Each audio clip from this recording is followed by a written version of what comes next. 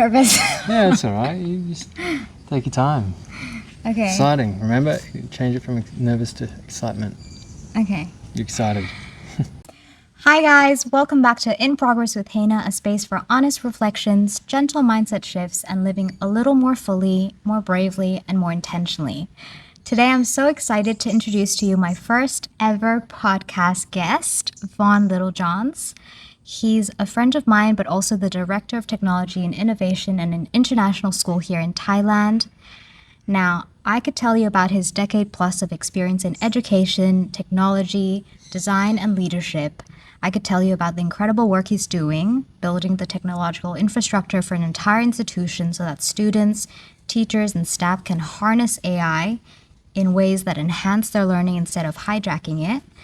But that's not what this conversation is about. What I value most about Vaughn is his honesty, his vulnerability, and the depth he brings to every conversation. So today, we're not going to talk about his career, we're going to talk about him, who he actually is beneath all the titles and accomplishments. Vaughn, thanks for being here. Thanks for having me. So, I want to start with this question. If you were to introduce yourself to me without mentioning your name, your occupation, where you're from, your ethnicity, your skin color, your nationality, where you grew up, what your hobbies are, what your religion is, all those superficial markers that we use in our day-to-day, how would you describe yourself to me? Wow. Wow. I feel like the one thing I would say in introducing myself to anyone new that doesn't need to know my career, my background, or my experiences, I would say I am a very deep and passionate learner, that I get excited about all sorts of things in life. And what I find myself doing is I get interested in a topic and I dive deep in that topic within the first few weeks, months, whatever, until I feel like I've mastered that topic. So if you can think about anything, lifelong learning is my identity. And regardless of career, regardless of aspiration, it doesn't matter what it is, I'm always learning something. That's a great answer. So, what would you say if you had to describe your core values in 3 or 4 pillars, up to you? What would you say they are? So I think the 3 core values I've thought about quite a lot, because as you grow in different capacity, in different ways, they shift. And when you understand more of your identity in the sense of the human needs and how we drive for different things, like are we avoiding pain or are we gaining pleasure? What is our motivating factor? Yeah. I feel like one of my main fundamental ones would be family. I got a very, very strong family connection. I've been very lucky with who I am able to surround myself with. And that bleeds over to every aspect of my life. So I suppose the other 3 values, well, you've already heard the first one, which is learning. I'm literally obsessed with it.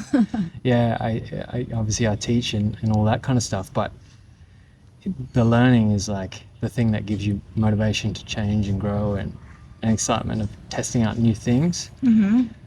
I believe one of my old values would have been certainty, the ability to be certain in my decisions and what I wanted in life. But as I've understood, there's no such thing as certainty. Everything changes, and it's just what is in your circle of influence is the thing that, ultimately you're in control of, or you've got certainty over. So then I suppose my 3rd value would be along the lines of either variety, or which for me it's usually linked to some sort of achievement, some sort of thing to drive me forward to keep striving for my goals in some aspects. And what would you say are your goals? Challenging question. My goals shift in all different aspects. Career, that's been very, very permanent and focused. Achieve, basically go into teaching, once I figured out, hey, look, I need to start with my really taking things seriously. I messed around at uni for way too long, and then eventually got in, and then I basically wanted to prove myself. I could do this. I could then lead a team, and then I could lead an institution and lead a community. Yeah. But goal in life, I guess, I like the 3 Fs of freedom. That's a really new concept for me, just moving to Thailand. And as I said before, certainty was one of the driving factors of like, get stability, get, predictability in life. And that was my last, 10 plus years of working career. But now the 3 Fs of freedom, have you heard of them before? I can guess. Yeah. Well, So they're all starting with F. not necessarily. It's just there is 3 of them. Financial, physical. Well, there's actually 4 now thinking of it. Yeah. Financial, physical, time, and location. The 4 Fs of freedom. And my ambitions and my goals in general would be trying to align with those a lot more. Yeah. Okay, I resonate a lot with that because freedom is super important to me. Talking about work, what do you think is something about you that would surprise the people at work that only know you from work? So what would they be surprised outside of work context? Yeah, so your colleagues, what would surprise them about you that they probably don't know? I don't know if they would be surprised, but when I've said it in the past, like in regards to physical stuff, yeah, look, I've run multiple marathons, and they're like, "What? You're a runner?" And then everyone's like, "Oh yeah, you should sign up for this run club. You should go and do this thing." So it instantly aligns with a form of, identity, and they're pretty surprised by that because I don't necessarily come across as like extreme athlete and all that kind of stuff, which I'm not in any kind of. What else? Yeah, I think it's such a hard question to answer beyond, for me, the achievement kind of things. So, like I said before, family is one of my core values. And one thing I've noticed in any connection that I have, that whenever I mention my family and our dynamic, Yeah. I get a surprised look because it's so rare to have a stable, strong family who actually want to hang out with each other. Yeah. Okay, so you say you're a runner. After having moved to Thailand for, I guess, 2+ months now, and getting used to the humidity and the climate You and can the see heat, I'm dying. would you continue running or would you choose is there any other interests that you're gonna choose to replace running? Would be your running? I think running, for me, it served a purpose in a time of like extreme mental challenge, and it was a way I can focus on what's in my control. What can I focus on? What can I, run this 100 meters and not like keel over in exhaustion. Run another 100 meters and so on. So that principle of running to achieve mental wins, I think I still am going to do that, whether I run a marathon here in Thailand or run long distance. Yeah. Because of the heat. Like I'm literally dying right now because it's so humid. You're not even moving. Yeah, exactly. So who knows? I might run, I might not. But the challenge, like, you just said it, you're a runner. Yeah. I never saw myself as a runner, ever. Yeah. Like, I hated running. So it was only through, like, small, tiny little steps, and eventually I, like, took on that identity. Yeah. So you mentioned a couple times now certainty and doing things within your control. How do you think you deal with uncertainty now? Does it scare you? No. There's a really nice phrase, and I've told you it before, which is in our in our physiology, in our body, the difference between nervousness and excitement is literally what you assign the meaning to. So it could be nervous. This is new. I haven't been on a podcast being questioned before. I'm usually doing the questioning. I could say, oh yeah, I'm really nervous, because it's new, it's uncertain, I don't know what you're going to ask me, I don't know where we're going to go on this conversation. But just a reframe in your mind to say, no, I'm not nervous, I'm excited, because Yeah. your body doesn't know the difference. It just knows the difference in meaning. So I think when it comes to unknowns, and I do become pushed into an uncomfortable moment, challenge that, look, I have no idea how this person's going to react. I don't know this situation. There's this crisis over here, there's this drama over here. If you just, I find that if I reframe it to, I've dealt with this before, am I going to die from this? No. Is Yeah. this excitement? Yes.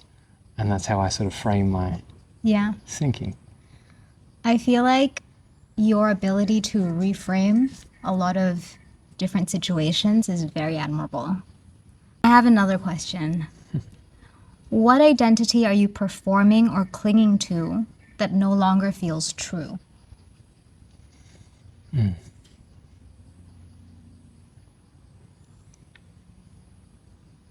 identity that I no longer align with. Is that essentially what you're asking? So for 10 years, I've been in education for 10 years. Yeah. I was a woodwork teacher, design teacher, engineering teacher for many years, and then became a head teacher and a deputy principal, and so on. I know this conversation not about career, but the identity that I align with is not necessarily a pigeonholed, you're a woodwork teacher, you're a design teacher, I'm this form of teacher.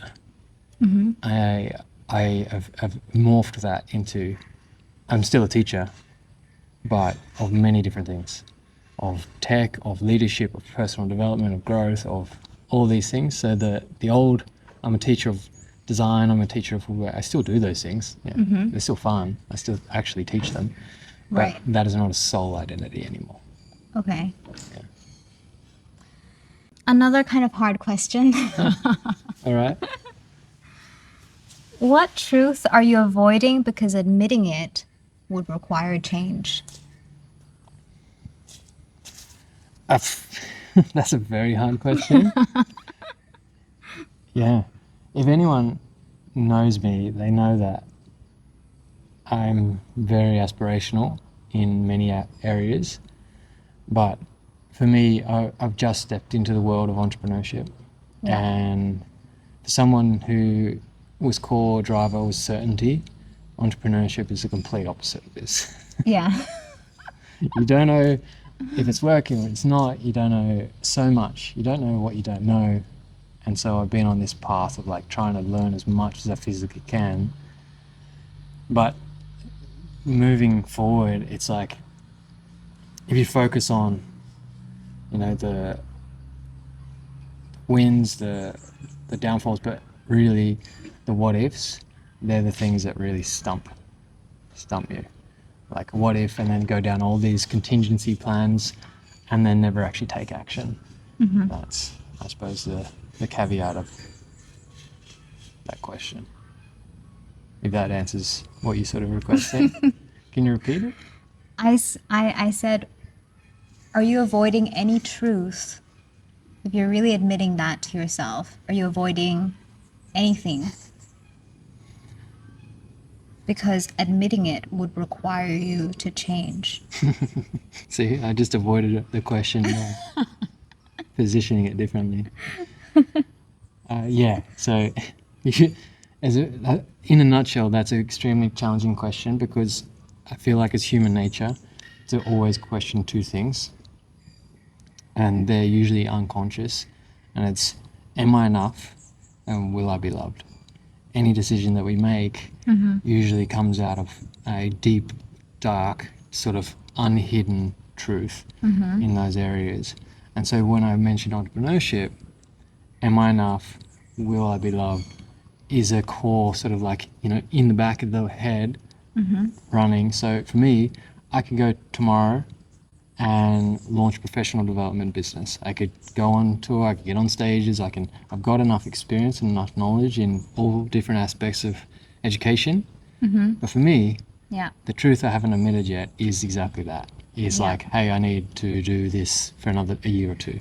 Then I'll go. Then I'll be enough. Then I'll be ready. And whether it Right. changes now, who knows? I want to skip a couple questions Of course. in the interest of time. Okay, so if you think of someone, maybe it's your dad or maybe it's your brother or someone that really knows you, and you ask them, have you thought of that person in your head? Depends what you're going to ask me. Okay.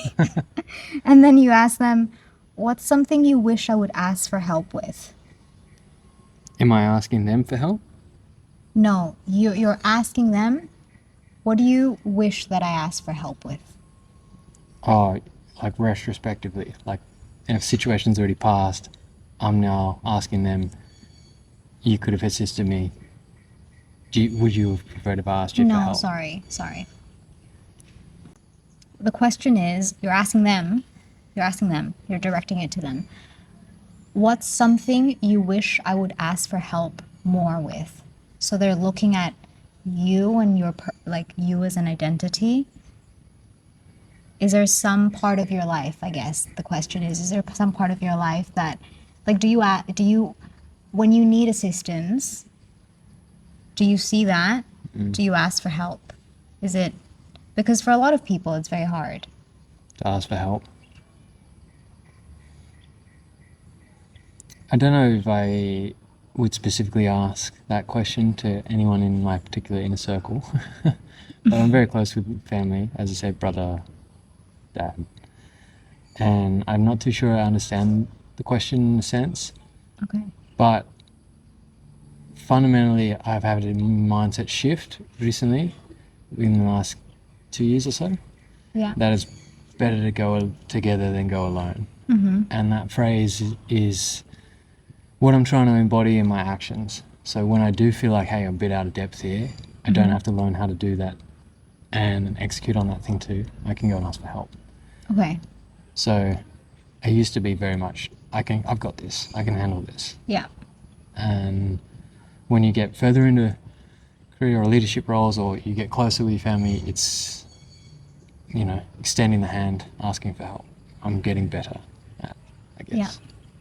I don't know how you Yeah. answer that question. You did answer it. Another thing I'm curious about, what is something you're weirdly good at that has nothing to do with your job? Weirdly good at. As I said, I learn and I love to learn different skills and different areas of interest. So one of the areas I got really interested in was a few years back. I saw a offset barbecue, like a American style little tiny fire chamber over here and a long chamber over here for smoking meat.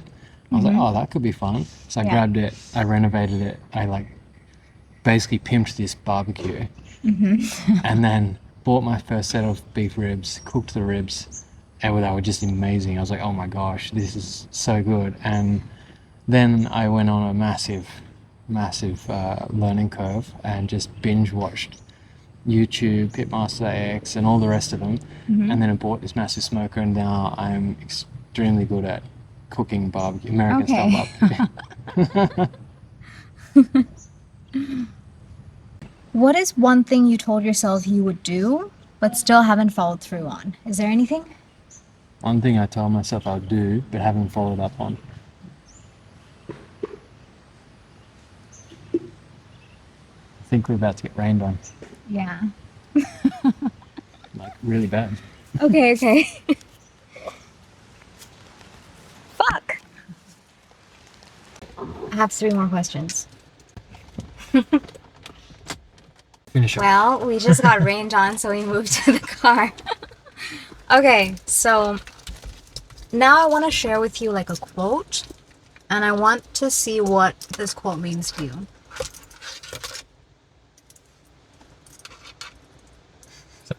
I'll rephrase.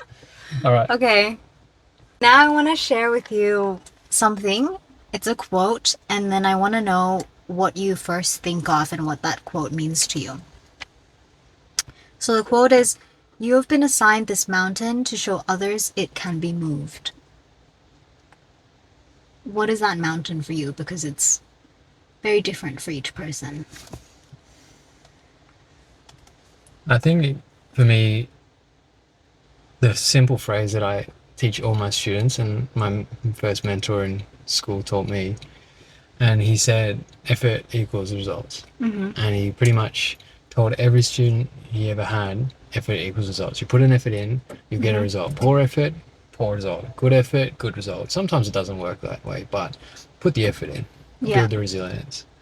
So for me, if I'm talking about like what is the mountain that I'm scaling, or even just moving, I feel like that's changed over the years. It's gone from I want to impact this core group of people in school system, teaching them, getting them to make cool projects, Yeah. to then I want my team to do that, and now I want my whole school to do that, to now I'm moving into a tech space of like, okay, now I'm going to empower an entire community to do that. Yeah. So if a mountain's to be moved, Yeah. it just comes down to, yes, you can do it.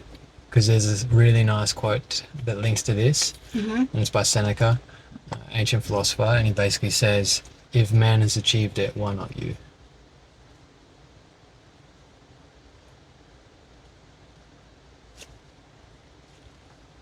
What does that mean?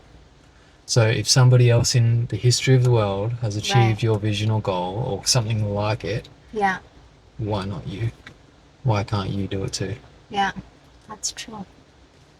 I feel like that is like the confidence that we have as a kid, maybe, that we lost along the way, or a lot of adults, at least me, or a lot of people would kind of start doubting themselves along the way as they grow up. So speaking of confidence, what would you say, if you had to pick 3 things you're confident about now, what would those 3 areas be? Confidence is an interesting concept. I recently heard that confidence is built through competence. So the better you get at something, the more confident you'll feel at it. If you've never done something before, you've got no confidence in doing it. So for me, obviously that has been, I started making content to get better at speaking, Yeah. and to be more confident in what I say and how I say it. So building the confidence to get the confidence.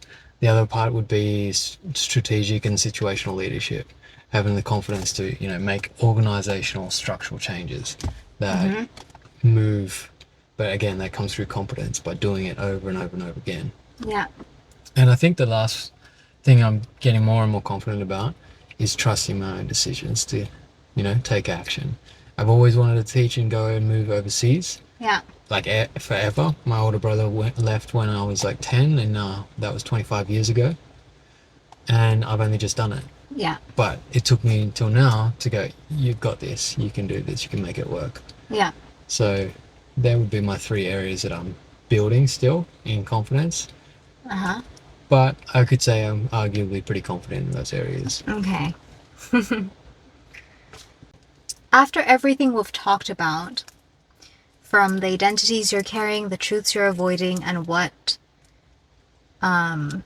is pushing you forward or holding you back, I guess my last question to you would be, what does a life well lived mean to you?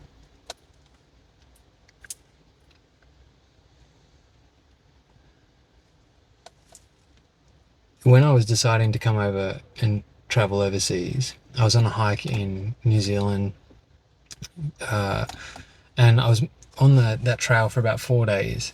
It's the Milford track. It was absolutely stunning. Yeah. And I was on this trail with these 2 people I'd never met before, because I was with a previous friend, and they basically said, say yes. Any opportunity that comes your way for social interaction, for, something in this new setting, don't block yourself off from new experiences. Say yes. And then those experiences will form you as what you like, what you don't like, where you want to go, what you Yeah. don't want to do. Yeah. So I feel like a life well lived is having the courage to say yes more. Oh, that is really beautiful.